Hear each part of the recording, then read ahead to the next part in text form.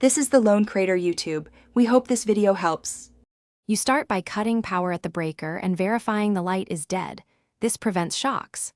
Once done, clear vegetation and expose the post base so you can work without obstruction. You'll use a shovel to remove soil to the top of the footing. Make sure to wear gloves and eye protection. If you see conduit, stop and note depth.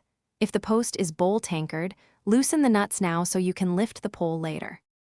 You'll now open the post base plate or access panel and disconnect the wiring, tagging hot, neutral, and ground so reconnection or disposal is safe.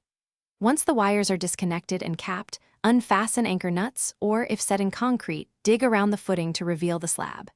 Use a pry bar or come along and a partner to lever the pole free. Steady, controlled pulls reduce damage. If the post is hollow, collapse it. Finish by removing any leftover concrete chunk. You can break it with a hammer and chisel or use a jack and rebar to lever it out.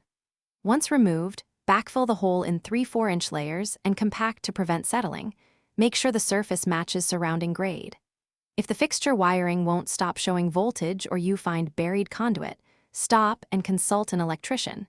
This is the single troubleshooting tip that keeps you safe and prevents code violations.